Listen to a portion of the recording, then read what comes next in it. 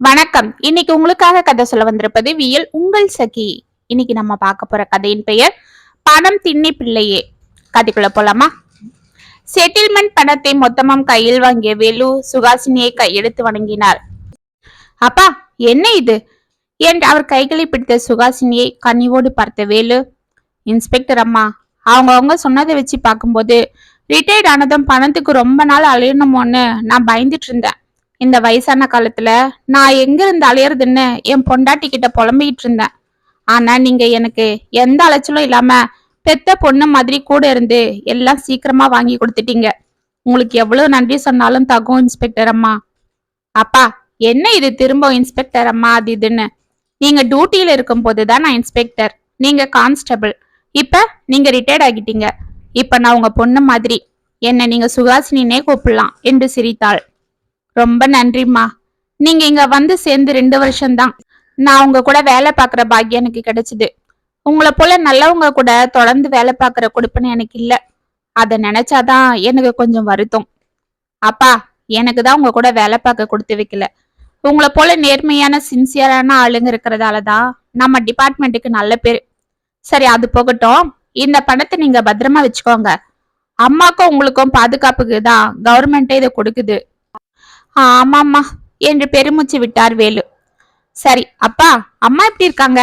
அவங்க உடம்புக்கு ஏதோ ரொம்ப முடியல, அப்பப்ப சொந்து படுத்துக்கிறாங்கன்னு சொன்னீங்க. ஆ, ஏதோ இருக்காமா. வேலை வேலைன்னு இத்தனை வருஷம் குடும்பத்துக்காக ஓடினேன். என் பசங்களை நான் சர்வீஸ்ல இருக்கும் போதே ஏதோ கடை தேத்திட்டேன். இனிமேல என் பொண்டாட்டிய தான் கவனிக்கணும். அப்படியே நீங்களும் உடம்ப பாத்துக்கோங்க. ஆமா, உங்களுக்கு 2 பசங்க இல்ல? ஆமாம்மா, பொண்ணை என் மச்சின பையனுக்கே கட்டி கொடுத்துட்டேன். பாவம் குழந்தை படிக்கணும்னு ரொம்ப ஆசைப்பட்டா.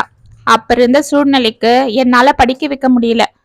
இருந்த அவங்க அம்மா நகையெல்லாம் போட்டு அவளை கட்டி கொடுத்துட்டேன்.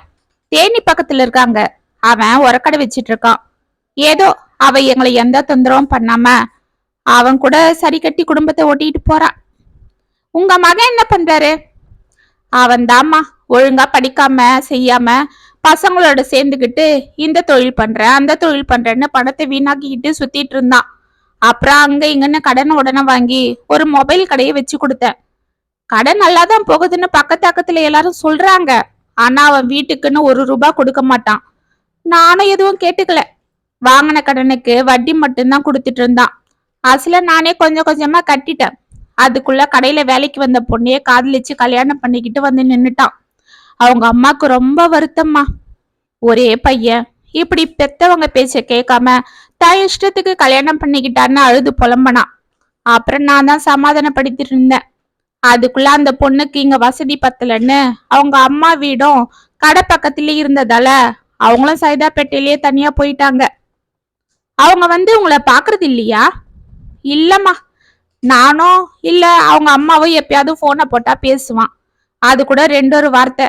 அதுக்குள்ள கடையில ஆள் வந்துடுச்சு, வியாபார நேரம்னு வச்சிடுவான். நாங்களும் எதுவும் அவனை தொந்தரவு பண்றதில்ல.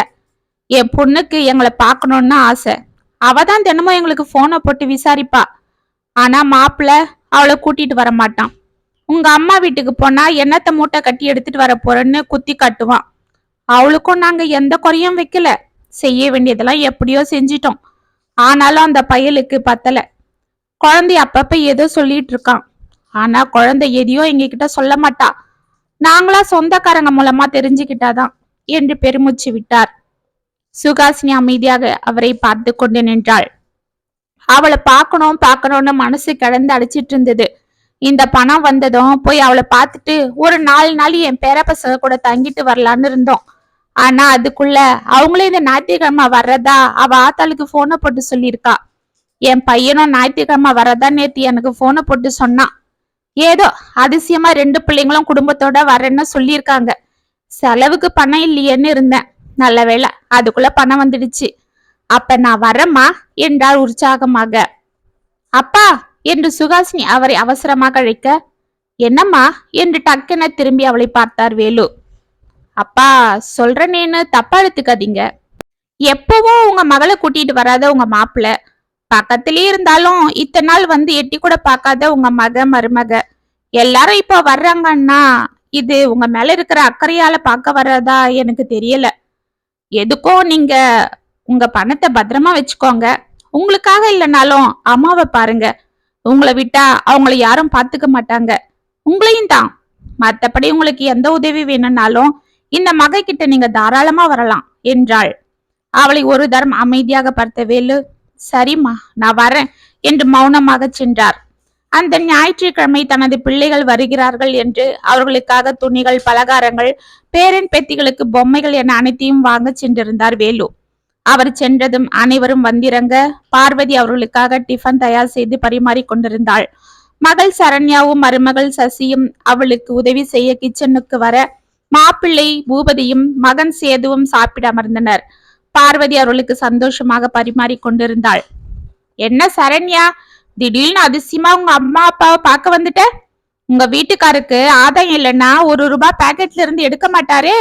எப்படி இவ்வளோ ஸ்வீட்டு, பழம், அத்தை மாமாக்கு துணிகள்லாம் வாங்கி வந்துட்டாரு என்று பூரியை கொண்டு வந்து ஹாலில் வைத்தாள் சசி. ஏமா தங்கச்சி, உன்னை போல அம்மா வீட்டு பக்கத்திலேயே அவளும் குடி வந்து உக்காந்துட்டு இருந்தா பரவாயில்ல. நாங்க நினைச்சா வர்ற தூரத்திலேயா இருக்கோம் என்று பூரியை சாப்பிட்டு கொண்டிருந்தான் பூபதி. அது சரி, நான் எங்க அம்மா வீட்டு பக்கத்துல போகணும்னு அடம் பிடிச்சி போன மாதிரி இல்ல சொல்றீங்க. எங்க கடை பக்கத்துல எங்க அம்மா வீடு, அதுக்கு நான் என்ன பண்ணட்டும்? எங்களுக்கு கடைக்கு பக்கத்துல இருந்தா வசதியா இருக்குமேன்னு நாங்க அங்க போனோம். என்னங்க சொல்லுங்களேன், அப்படியே இடிச்ச புள்ளியாட்டம் உட்காந்து தின்னுட்டு இருக்கீங்க என்று சாப்பிட்டு கொண்டிருந்த சேதுவை முறைத்தாள். அதுதான் நீயே எல்லாம் பேசுறியே, அப்புறம் என்ன? விடு மச்சான், கல்யாணம் ஆனதுக்கு அப்புறம் நீ எந்த காலத்துல பேசிருக்கிற? தலைய மட்டும் இல்ல ஆட்டிட்டு இருக்கிற என்று சிரித்தான் பூபதி. சசி முகத்தில் எள்ளும் கொள்ளும் வெடித்தது. எங்க அம்மா வீட்டு பக்கத்துல நான் போனது அவங்களுக்கு தான் வேலை, நான் ஒன்னும் அவங்களுக்கு செஞ்சில்ல என்று சிலுத்து கொண்டாள். யாருக்கு தெரியும் என்று மேலும் பூபதி அவளை வெறுப்பேற்ற பார்வதிக்கு தர்ம சங்கடமாக இருந்தது. இத்தனை நாட்கள் கழித்து ஒன்று சேர்ந்து வந்திருக்கும் தனது பிள்ளைகளை பார்த்து அவள் பூரித்து இருக்க இப்பொழுது தேவையில்லாத பிரச்சனைகள் வந்துவிடுமோ என்று அவள் பயந்து கொண்டிருந்தாள். உள்ளிருந்து குருமாவை இழுத்து வந்து வைத்த சரண்யா, என்னங்க எதுக்கு இந்த பேச்செல்லாம்? இப்ப அப்பா வர்ற நேரம் ஆயிடுச்சு, இதெல்லாம் அவர் கேட்டா சங்கடப்படுவாரு, பேசாம சாப்பிடுங்க என்றாள். இதற்குள் வேலு உள்ளே நுழைய அவரை பார்த்த பார்வதி எழுந்து சென்று கடகடவென அவர் கையில் இருந்த பேக்கை வாங்கினாள். என்னங்க எல்லாம் வாங்கிட்டு வந்துட்டீங்களா என்று அவள் கேட்டுக்கொண்டிருக்க, ஐயா தாத்தா என்று பேரன் பேத்திகள் ஓடி வந்து அவர் காலை கட்டி கொண்டனர். என் செல்லங்களா வாங்க வாங்க என்று அனைவரும் வாரி அணித்த வேலு, பார்வதி அதுல பசங்களுக்கு பொம்மைங்க பலகாரம் எல்லாம் வாங்கி அந்த பாரு, எடுத்து கொடு என்றார். இதற்குள் அங்கு வந்த சரண்யா, அப்பா என்று அவரை கட்டி கொள்ள, அம்மாடி தங்கம் எப்படிடா கண் இருக்கிற? நீதான் என் கண்ணிலே இருந்த என்று அவளை உச்சி முகந்தார் வேலு. என்ன மாமா, அப்ப எங்களெல்லாம் நீங்க நினைக்கிறது கூட இல்லையா என்று அங்கு வந்து நின்றாள் சசி. அப்படிலாம் இல்லம்மா, எல்லாரும் என் பிள்ளைங்க தானே, வாங்க வாங்க என்று சிரித்து கொண்டு உள்ளே வந்து சேரில் அமர்ந்தார். என்னங்க 1000 இருந்தாலும் அவருக்கு அவர் பொண்ணுதான் வசதி, அத்தைக்கும் அப்படிதான். அதுவும் தன்னோட தம்பி பையனு மாப்பிள்ள வேற. நான் அப்படியா வேற்றாளு என்று சசி முகத்தை திருப்பி கொள்ள, ஏமா அப்படிலாம் பேசுற? நீ வேற்றாளா இருந்தாலும் இப்ப எங்க வீட்டு மருமக, இனிமே நீதான் இந்த வீட்டுக்கு எல்லாம் என்றாள் பார்வதி வேலுவிற்கு தண்ணீர் எடுத்து வந்து கொடுத்து கொண்டு. ஆமா, நீதான் எல்லாம் உங்க பொண்ணுக்கு தான் செய்யறீங்க, எனக்கு என்னத்த பண்ணீங்க? ஏமா அவளுக்கு மட்டும் என்ன நீங்க 5-3 அடுக்கா கொடுத்து அனுப்பிட்டீங்கன்னு இப்படி பேசிட்டு நிக்கிற? உன் புருஷன் தான் கடை வைக்கிறேன், இது வைக்கிறேன், அது வைக்கிறேன்னு மாமா கிட்ட பணத்தக்காரன் தான். பத்தாததுக்கு இப்ப மாமாக்கு வர பணத்துக்கும் அது நின்னுட்டான். ஏன் பூபதி, நான் ஒன்னும் உங்க பணத்தை கேட்டு இங்க வரலையே. உங்களை போல சாமர்த்தியம் எனக்கு வராது. ஒன்னும் வேணான்னு எல்லாம் தான் செஞ்சுக்கிறீங்க என்று சேது எகிரி கொண்டு வர, என்னப்பா எனக்கு சாமர்த்தியம் என்று பூபதி கத்த ஆரம்பித்தான். பின்ன எப்பவும் வராத ஆளு இப்ப மாமாக்கு பணம் வருதுன்னு தெரிஞ்சுக்கிட்டு கரெக்டா பொண்டாட்டி பிள்ளைங்களை கூட்டிட்டு வந்துட்டீங்களே என்றாள் சசி. அடியே பாத்தியா உன் அண்ணன் அண்ணியும் பேசுறத? இதுக்குதான் நான் வரமாட்டேன்னு சொன்னேன். நீதான் அப்பாவை பார்க்கணும், ஆட்டுக்குட்டிய பார்க்கணும்னு என் உயிரை எடுத்த. கடையில வியாபாரத்தை விட்டுட்டு இங்க உங்க அப்பாவை பார்க்க வந்ததுக்கு எனக்கு இது தேவைதான். உன்னால எந்த பிரயோஜனமும் இல்லைன்னாலும் தண்ட செலவு ஆகுறது இல்லாம இந்த பேச்சு வர எனக்கு. ஏய் பிள்ளைங்களா வாங்க, உங்க அம்மாக்காரி நம்ம கூட வந்தா வரட்டும், இல்ல அவ அங்க ஆத்தா வீட்டிலே இருக்கட்டும் என்று பிள்ளைகளை அழைத்து கொண்டு புறப்பட்டான். மாப்பிள்ள என்ன இது, ஏன் இப்படி பண்றீங்க? சொன்னா கேளுங்க. இத்தனை வருஷம் கழிச்சு என் பிள்ளைங்க வந்திருக்காங்கன்னு நாங்க சந்தோஷமா இருந்தோம் என்று வேலு பதறிக்கொண்டு அவனிடம் ஓடினார். ஆமா சேது, என்னப்பா நீ ஏன் இப்படி பண்ற? பிள்ளைங்களோட வந்திருக்கீங்க, ஒரு 4 நாள் இருந்துட்டு போனா எங்களுக்கும் நிம்மதியா இருக்கும். சொன்னா கேளுப்பா என்று அவன் கைகளில் இருந்து பிள்ளைகளை பிடித்து இழுத்தாள் பார்வதி. அத்த, விடு அத்த, போதும். உன் மகனையும் மருமகளையும் பேச விட்டுட்டு நீ வேடிக்கை பாக்குற இல்ல? அப்பவே நான் இந்த கழுதை கிட்ட சொன்னேன், 1000 தான் நான் சொந்தமா இருந்தாலும் அவங்களுக்கு மருமக தான் ஒசத்தின்னு, அவங்க தலையில தான் எல்லாம் கொட்டுவாங்கன்னு சொன்னேன். இதோ கேட்டானே உங்க புள்ள, எங்க அப்பா கிட்ட நான் கேக்குறேன்னு. இதுக்கு நான் என்ன சொல்ல முடியும்? 1000 இருந்தாலும் அவனுக்கு தான் இங்க எல்லா உரிமையும். நான் வீட்டு மாப்பிள்ள தானே, அதுவும் ஏமாந்தங்கோழி மாப்பிள்ள. அத்தை அத்தன்னு நல்லா பேசி பேசியே என் தலையில சாமர்த்தியமா உங்க பொண்ணை கட்டிட்டீங்க. இப்ப என்ன, நான் வர்றேன். இனிமேலும் நான் இங்க வந்தா பாருங்க, போதும் பட்டதெல்லாம் என்று கடகடவன பிள்ளைகளை அழைத்து கொண்டு வெளியே சென்றான். பின்னால் கலங்கிய கண்களுடன் சரண்யா செல்ல அவளை வேலுவும் பார்வதியும் பிடித்து கொண்டு அழுதனர். அம்மா, அப்பா, அழாதீங்க. இவர் ஒன்னும் உங்களை பாசமாலாம் பார்க்க வரல, இது எனக்கு நல்லாவே தெரியும்.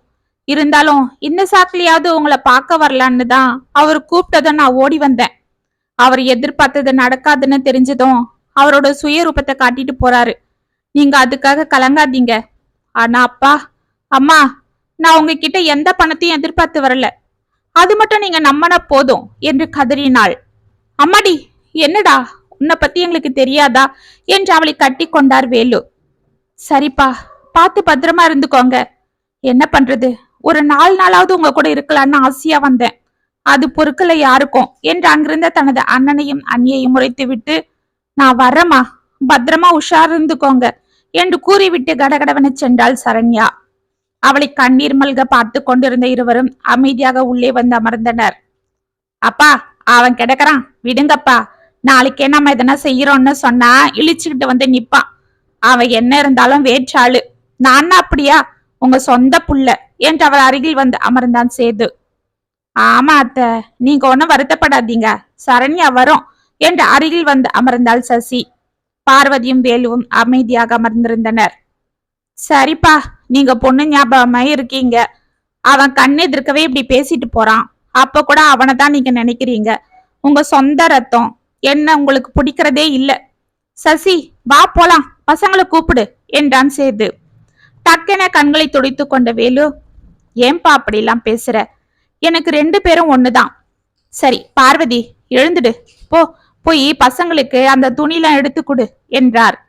கண்களை துடைத்து கொண்டு பார்வதி எழுந்து கொள்ள, பாவம், புள்ளைக்கும் எல்லாம் வாங்கியாத, அத கூட வாங்கிக்காம போயிட்டா என்று மெலிதாக வேலு கூறியதை கேட்ட சசி, மாமா, சரண்யா வாங்காம போயிடுச்சு, எங்களுக்கு மட்டும் எதுக்கு மனசு சங்கடத்தோட கொடுக்குறீங்க? எங்களுக்கும் வேண்டாம் என்றாள். ஏம்மா நீயும் இப்படி பேசுற என்றாள் பார்வதி. சசி, பேசாம இரு. அவங்க பண்ண மாதிரி நாமளும் நடந்துக்கணுமா? அம்மாக்கும் அப்பாக்கும் நாம தான் இனி எல்லாம். சரி சரி, நீ போய் உள்ள சாப்பாடு ரெடி பண்ணு. அம்மா, நீங்க உட்காருங்க, இன்னும் 4 நாளைக்கு நாங்க இங்கதான் இருப்போம். சசியை எல்லாம் பாத்துப்பா, நீங்க ரெஸ்ட் எடுங்க. ஏற்கனவே உங்களுக்கு உடம்பு முடியல. ஆமா அத்த, நான் பாத்துக்கிறேன். என்னங்க, நம்ம எப்பவும் பாப்போமே டாக்டர் பொன்னம்பலம், அவர்கிட்ட அப்பாயின்மெண்ட் வாங்குங்க. அத்தையை அங்க கூட்டிட்டு போலாம். வர வர அவங்க ரொம்ப டல்லா இருக்காங்க பாருங்க என்று கூறிக்கொண்டு உள்ளே சென்றாள் சசி. ஆமா, அவளும் சொல்லிக்கிட்டு தான் இருக்கா. அப்பா, அந்த டாக்டர் இப்ப ஊர்ல இல்ல, அடுத்த வாரம் தான் வராரு. வந்ததும் நான் அப்பாயின்மெண்ட் வாங்கிடுறேன். அம்மாவை கூட்டிட்டு போய் அவர்கிட்ட பாத்துடுவோம் என்றான் சேது வேலுவிடம். அவர் அமைதியாக தலையை ஆட்டினார். 4 நாட்கள் தனது மகன் மருமகள் பேரன் பேத்திகளுடன் ஆனந்தமாக இருந்த பார்வதியும் வேலுவும் பீச், கோவில், பார்க், கோவள மகாபலிபுரம், மால் என்று காரை வைத்துக் கொண்டு சந்தோஷமாக சுற்ற, அந்த மகிழ்ச்சியில் சற்று உற்சாகத்தோடு இருந்த இருவருக்கும் தாங்கள் மகள் சென்ற சோகம் சற்று மறந்திருந்தது.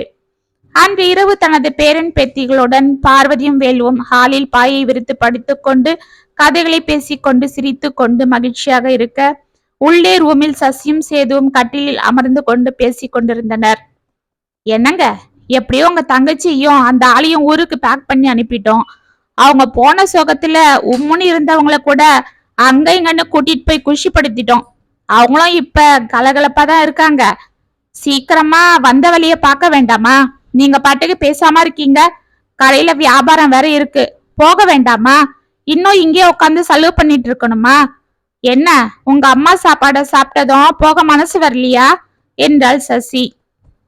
அதெல்லாம் ஒண்ணு இல்ல, நேரம் பார்த்து தானே கேட்கணும். என் தங்கச்சி போன கையோட நம்ம கேட்டோன்னு வெயி, உடனே பணத்துக்காக தான் இவங்க வந்திருக்காங்க, இப்படி எல்லாம் பண்றாங்கன்னு கண்டுபிடிச்சிடுவாங்க. நாமளாவது அடிக்கடி வந்து பார்த்திருந்தா எந்த சந்தேகமும் வந்திருக்காது. நீ தான் ஒரே பிடியா வராம இருந்துட்ட, என்னையும் போக விடல. இப்ப எப்படி அப்பா கிட்ட பணத்தை கேக்குறது? அதெல்லாம் எனக்கு தெரியாது. விட்டா உங்க அப்பா மொத்தமா பொண்ணு தலையில வச்சு அரைச்சிடுவாரு. அவ வேற அழுதுகிட்டே போயிருக்கா. நாம போனதும் வந்தாலும் வந்துடுவா. இல்ல உங்க அம்மாவும் அப்பாவும் அங்க போய் பொண்ணுக்கு எல்லாம் கொடுத்துடுவாங்க. அதெல்லாம் ஒண்ணும் நடக்காது. ஏதாவது நீயா சொல்லாத. முதல்ல அப்பாக்கு எவ்வளவு வந்ததுன்னு தெரியல. என்னத்த பெருசா வந்திருக்கோம், ஒரு 5-6 லட்சம் வந்திருக்கலாம். அவரு என்ன சாதாரண கான்ஸ்டபிள் தானே, அதுவும் நேர்மையின் சின்னம், எங்கேயும் கைய கூட நீட்டி இருக்க மாட்டாரு. ஏய் பேசாம இரு, அவங்க காதுல விழப்போகுது. சரிங்க, எங்க அம்மா வேற போனை போட்டுக்கிட்டே இருக்காங்க. நீங்க நாளைக்கு காலையில பணத்தை கேளுங்க, நாம போகணும். வியாபாரத்தை விட்டுட்டு இங்க வந்து உக்காந்துட்டு இருக்கோம். சரி சரி படு, பாப்போம் என்று படுத்து கொண்டான் சேது. மறுநாள் காலை பிள்ளைகளை தயாராக்கி அழைத்து கொண்டு இருவரும் வந்து நிற்க அவர்களை பார்த்த வேலு, என்னப்பா கிளம்பிட்டீங்களா? இன்னும் ஒரு 4 நாள் இருந்துட்டு போலாம் இல்ல? பிள்ளைங்க இருந்தது கலகலப்பா இருந்தது என்றார். இல்லப்பா, பசங்களுக்கு ஸ்கூல் இருக்கு, கடையிலயும் வியாபாரம் இருக்கு என்றான் சேது அமைதியாக. ஆமா, என்னத்த வியாபாரம் இருக்கு, அப்படியே கடையை திறந்த உடனே லட்சக்கணக்கில் வியாபாரம் ஆகிற மாதிரி தான் என்று சிலித்து கொண்டாள் சசி. அவர்களை சந்தேகமாக பார்த்த வேலு, என்னப்பா சசி என்ன சொல்லுது என்றார். இதற்குள் பார்வதியும் கிச்சனில் இருந்து வெளியே வந்தாள். ஆமாங்க, கடையில வியாபாரம் டல்லா இருக்கான், சரியான வருமானம் இல்லையா, எல்லாம் கடனுக்கு போயிட்டு இருக்கான். பிள்ளைங்களை வேற படிக்க வைக்க செய்யன்னு செலவாகுதான் என்றாள் மெதுவாக. ஆமாப்பா, இதெல்லாம் உங்களுக்கு சொல்லி சங்கடப்படுத்த கூடாதுன்னு தான் நான் இங்க வர்றதில்ல. பாவம், நீங்களே அம்மாக்கு உடம்பு முடியலன்னு அவதிப்பட்டு இருக்கீங்க. அதெல்லாம் ஒண்ணு இல்ல சேது, நீயா எதுக்கு மனசு போட்டு குழப்பிக்கிற? எனக்கு ஒண்ணும் இல்ல என்றாள் பார்வதி. வேலு அமைதியாக இருந்தார். அப்பா, நான் போனதும் டாக்டரை போய் பாக்குறேன். முதல்ல அம்மாவை கூட்டிட்டு போவோம். கடனோட கடனா நானே அம்மாக்கு எல்லாம் பாக்குறேன். அம்மா தான் முக்கியம் என்றான் சேது முகத்தை சீரியஸாக வைத்து கொண்டு. உனக்கு எதுக்குப்பா, நான் பாத்துக்கிறேன். அதுதான் இப்ப செட்டில்மெண்ட் பணம் இருக்கே, அதெல்லாம் நீங்க வச்சுக்கோங்கப்பா, நான் பாத்துக்கிறேன். இல்ல சேது, நீங்க நல்லா இருந்தா அது போதும். எங்க மாமா, எங்களுக்கும் உங்களை கிட்ட வச்சு பாக்கணும்னு தான் ஆசை இருக்கு. ஆனா என்ன பண்றது, வருமானம் பத்தல. இப்ப இருக்கிற விலைவாசிக்கு நாங்க சம்பாதிக்கிறது ஒன்னும் சரிப்படல. கடைய கொஞ்சம் டெவலப் பண்ணா இன்னும் வியாபாரம் நல்லா இருக்கும். பக்கத்துல நிறைய கடைங்க வந்துடுச்சு. எல்லாம் ஒரே கடையில 2-3 வியாபாரம் பண்ணி முன்னேறாங்க. நாங்க மட்டும்தான் ஒரே வியாபாரம் பண்ணிட்டு இருக்கோம். பணம் இருந்தா கூட ஒரு ஜெராக்ஸ் மிஷினை வாங்கி போட்டு நான் அதை பார்த்துப்பேன். பக்கத்துல ஆபீஸ்லாம் இருக்கிறதால நல்லா வியாபாரம் ஓடும் என்றால் சசி முகத்தை உம்மென்று வைத்து கொண்டு. அதுக்கென்ன, அப்படியே செய்யுங்களேம்மா என்றார் வேலு. எங்க மாமா, எல்லா செலவுக்கும் ஒரு 5 லட்சம் தேவைப்படுது. இருக்கிற கடன்ல வெளியில யாரும் எங்களை நம்பி பணம் தர மாட்டேன்றாங்க. எங்களாலையும் வட்டி கட்ட முடியாது. பார்வதியும் வேலுவும் ஒருவரை ஒருவர் பார்த்து கொண்டனர். இவங்க அம்மா வீட்டுல கேட்கலான்னா அவங்களே அவங்க பிள்ளைக்கு எல்லாம் கொடுத்துட்டு உக்காந்துட்டு இருக்காங்க. எனக்கு தான் கை கொடுத்து ஏத்தி விட யாரும் இல்ல என்று பெருமூச்சு விட்டான் சேது. எதுக்குப்பா அப்படி சொல்ற? சரி, நாளைக்கு வா, நான் பணத்தை எடுத்து கொடுக்கறேன். நல்லபடியா வியாபாரத்தை ஆரம்பிங்க என்றார் வேலு அமைதியாக. சேது சசி முகத்தில் ஆனந்தம் பிடிபடவில்லை. அப்பா, நீங்க ஒன்னும் கவலைப்படாதீங்க. கடையை டெவலப் பண்ணதும் கண்டிப்பா நாங்க நல்லா வந்துடுவோம். அப்புறம் நாம எல்லாரும் ஒன்னாவே இருக்கலாம். அம்மாவுக்கும் நானே செலவு பண்ணி எல்லாம் பண்றேன். வேணும்னா சரண்யாக்கும் கூட நம்ம எதனா பண்ணலாம் என்றான் சேது. சரிப்பா, முதல்ல நீ தொழில பாரு என்றார் வேலு. மறுநாள் வந்து சேது பணத்தை வாங்கி கொண்டு செல்ல அவனிடம் பணத்தை கொடுத்த வேலு, சேது, இதுதான் என்கிட்ட இருக்கிற பணம். வந்த பணத்துல கடனெல்லாம் அடைச்சிட்டு ஒரு 5 லட்சத்தை கையில வச்சிட்டு இருக்கேன். என் பென்ஷன் பணம் எங்க 2 பேருக்கும் எப்படியோ சரியாகிடும். உங்க அம்மாக்கு நாளைக்கு எதுனானா அவளை டாக்டர் கிட்ட காட்ட செய்ய இதுதான் நம்பி இருந்தேன். அப்பா, என்னப்பா, நான் போய் முதல்ல அததான் பார்க்க போறேன். நீங்க கவலைப்படாதீங்க, நான் இருக்கேன். அப்படி விட்டுடுவனா? கடை டெவலப் பண்ணதும் நானே வந்து உங்களை எங்க கூட கூட்டிட்டு போறேன் என்று கூறிவிட்டு சென்றான். 3 மாதங்கள் சென்றது. அன்று மார்க்கெட்டில் பழங்களை வாங்கி கொண்டு திரும்பிய சுகாசினி மீது யாரோ வந்து இடித்து கொள்ள டக்கென திரும்பிய அவள் கண்கள் வியப்பால் விரிந்தது. டீ பிளாஸ்குடன் கடைக்காரருக்கு டீயை கொடுத்து கொண்டிருந்த வேலு சுகாசினியை பார்த்ததும், அம்மா நீங்களா? ஏதோ கேஸ் விஷயமா 3 மாசம் காஞ்சிபுரம் போய் இருக்கிறதா சொன்னாங்களே என்றார் படபடப்பாக. ஆமா, நேத்துதான் வந்தேன். ஆமா, என்ன இது கையில டீ பிளாஸ்கு? என்னப்பா என்ன இதெல்லாம் என்று அதிர்ந்தாள். என்னம்மா பண்றது, வேலையில் இருக்கும் போது உங்க எல்லாருக்கும் எதிர்கடையில இருந்து டீ வாங்கி வந்து கொடுத்துட்டு இருந்தேன். இப்ப அதே வேலைய சொந்தமா செய்யறேன். இதோ இந்த கடைக்காரங்க கிட்ட என்று விரக்தியாக சிரித்தார். ஏன் என்னாச்சு? உங்களுக்கு பென்ஷன் வருது இல்ல? வருது. ஆனா அதுல எங்க வயிற்ற கழுவதான் சரியா இருக்கு. மாசம் ஆனா வாடகை, கரண்ட் பில்லு அது இதுன்னு சரியா போயிடுது. இதுல என் பொண்டாட்டி காட்டுல ஏதோ அடப்பு இருக்கு, ஆபரேஷன் பண்ணணும்னு சொல்லிட்டாங்க. அவளுக்கு ஆபரேஷன் பண்ண 3 லட்சம் ஆகுது. மருந்து அது இதுக்குன்னு 5 லட்சம் ஆயிடும். கையில சல்லி பணம் இல்ல. அதுதான் மொழி பிதுங்கி போய் சுத்துறேன். சரி, மருந்துக்காவது ஆகட்டும்னு வீட்லயே அவ டீ போட்டு கொடுக்க அதை பிளாஸ்க்ல கொண்டு வந்து இப்படி கடைக்காரங்களுக்கு கொடுத்து சம்பாதிக்கிறேன். என்னப்பா என்ன நீங்க சொல்றது? உங்க செட்டில்மெண்ட் பணம் என்னாச்சு? அதை வச்சு அம்மாக்கு ஆபரேஷன் பண்ணலாமே. அதுதான் என் புள்ள நைஸா பேசி வாங்கிட்டு போயிட்டான். என்னது? ஆமாம்மா, கடையை பெருசாக்கணும், தொழிலை வளர்க்கணும்னு வந்து நின்னா. சரியாவன் நல்லா இருந்தா நாளை பின்ன நம்மள பாப்பானே, கூட பிறந்தவளை பாப்பானேன்னு நினைச்சு கொடுத்தேன். ஆனா அன்னையில இருந்து அவன் எங்களை வந்து எட்டி கூட பாக்கல. உங்க அம்மாக்கு ஆபரேஷன் பண்ணணும், பணத்தை கொடுப்பான்னு நானும் தினமும் அவனுக்கு போனை போடுறேன். முதல்ல எடுத்து ஏதோ ஒண்ணு சொல்லிட்டு இருந்தான். இப்ப போனை கூட எடுக்கிறது இல்ல. இந்த வாரம் தான் நேர்ல போய் பார்க்கலான்னு இருக்கேன். என்னப்பா நான் அவ்வளவு தூரம் சொன்னனே. சரி நான் வேணா? இல்லம்மா, நேர்ல போய் கேட்டா என் புள்ள கொடுப்பான்னு நம்பிக்கை இருக்கு என்றார் வேலு. இன்னமும் அவனை நம்புறாரே. என்னதான் புள்ள மேல பாசம் இருந்தாலும் இப்படியா இருப்பாரு என்று மனதில் நினைத்தவள், சரிப்பா, உங்களுக்கு எந்த உதவி வேணும்னாலும் நீங்க தாராளமா என்கிட்ட வரலாம் என்று சென்றாள் சுகாசினி. 2 நாட்களில் பார்வதிக்கு உடல்நிலை மிக மோசமாக அவளை ஆஸ்பத்திரியில் அட்மிட் செய்த வேலுவிடம் டாக்டர்கள் உடனடியாக ஆபரேஷன் செய்ய வேண்டும் என்று கூறியதும் எங்கெங்கோ பணத்திற்கு அலைந்தவர் கடைசியாக சைதாப்பேட்டையில் இருக்கும் தனது மகனை பார்க்க விரைந்தார். அவரை பார்த்ததும் உள்ளே எழுந்து சென்ற சசி ஏசி ரூமில் படுத்துக் கொண்டிருந்த சேதுவை அழைத்து கொண்டு வந்தாள்.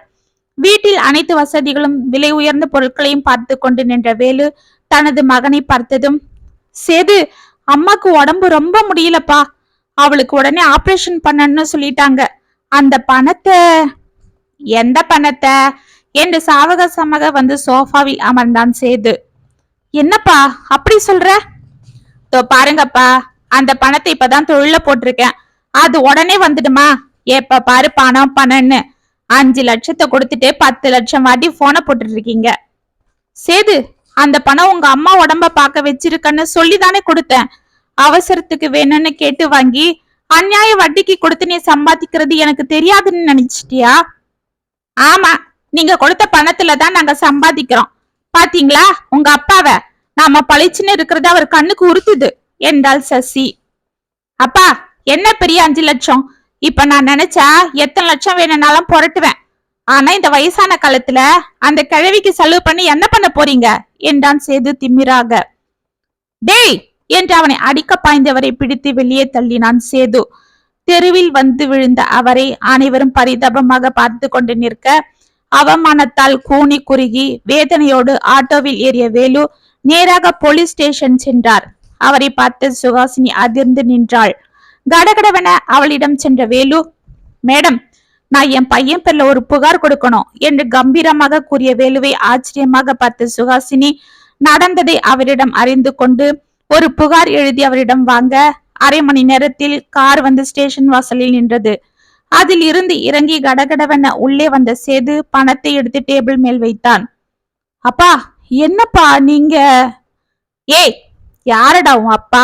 நன்றி கட்ட நாயே, பணம் தின்னி கழுங்க பாத்திருக்கேன். ஆனா நீ பணம் தின்னி புள்ளடா, அதுவும் நீயும் ஒண்ணு என்று பணத்தை எடுத்துக்கொண்டு சுகாசினிக்கு நன்றி சொல்லிவிட்டு விரைந்தார் வேலு. உள்ளே சுகாசினி அவனிடம் மிரட்டி கொண்டிருப்பதை சற்று தூரம் வரை அவருக்கு கேட்டுக்கொண்டிருந்தது. 6 மாதங்கள் செல்ல பார்வதி டீ ஸ்டாலில் காப்பி குடிக்க வந்த சுகாசினிக்கு காப்பியை கொண்டு வந்து கொடுத்தார் வேலு. சிரித்த முகத்துடன் இருந்த அவரை பார்த்த சுகாசினி, என்ன முதலாளி ஐயா, கடையில் இத்தனை பேர் வேலைக்காரங்க இருக்க, நீங்க இந்த வேலை பார்க்கலாமா என்றால் குறும்பாக. இதற்குள் கேஷ் பாக்ஸிடம் அமர்ந்திருந்த பார்வதி ஓடி வர, வாமா தங்கம், இந்த கடையை வச்சு கொடுத்து இன்னைக்கு எங்களை தலை நிமிர்ந்து வாழ வச்சது நீ. உனக்கு நாங்க இது கூட செய்யலன்னா என்னம்மா என்றாள். அம்மா என்னம்மா, இது ஒரு பொண்ணா நான் உங்களுக்கு செஞ்சது. உங்களை போல பெத்த பசங்களை நம்பி எத்தனையோ வயசானவங்க இன்னைக்கு இருக்கிற பணத்தை எல்லாம் கொடுத்துட்டு தவிக்கிறாங்க. அரசாங்கமோ அவங்க வேலை பார்க்கற நிறுவனமோ அவங்க வயசான காலத்துக்கு பாதுகாப்பு கொடுக்கிற பணத்தை நைஸா அவங்கள ஏமாத்தி வாங்கிக்கிற பசங்க அவங்கள அப்புறம் கண்டுக்கிறதே இல்ல, கசக்கி தூக்கி போட்டுடுறாங்க. இப்படிப்பட்ட வயசானவங்களுக்கு எல்லாருக்கும் என்னால உதவி செய்ய முடியலன்னாலும் ஏதோ என்னால முடிஞ்சதை செய்யறேன் என்றாள். பெத்த புள்ள கைய விட்டாலும் எங்கிருந்தோ வந்த நீ பெத்த பொண்ணு பிள்ளைங்களை பார்த்து காப்பாத்தன. ஊரார் பிள்ளைய ஊட்டி வளர்த்தா தன் புள்ள தானா வளரணும்னு சொல்லுவாங்க. ஆனா இப்ப அதை மாத்தி சொல்ல வேண்டிய காலகட்டத்துல நாம இருக்கோம். ஊரார் பெற்றோரை காப்பாத்துற உன்னை போல குழந்தைய பெத்தவங்க எப்போ நல்லா இருப்பாங்க என்றார் வேலு. இத்துடன் பணம் தின்னும் பிள்ளையே கதை முற்றம். உங்களுக்கான எழுதின இந்த கதை உங்களுக்கு பிடிச்சிருந்தா கமெண்ட்ஸ்ல சொல்லுங்க, லைக் பண்ணுங்க, ஷேர் பண்ணுங்க, மறக்காம சப்ஸ்கிரைப் பண்ணிக்கோங்க. மீண்டும் நாளைக்கு வேற ஒரு சுவாரஸ்யமான கதையோட உங்களை சந்திக்கிறேன். அது வரைக்கும் இனிப்பிலே இருங்க. இப்படிக்கு வியல் உங்கள் சகி.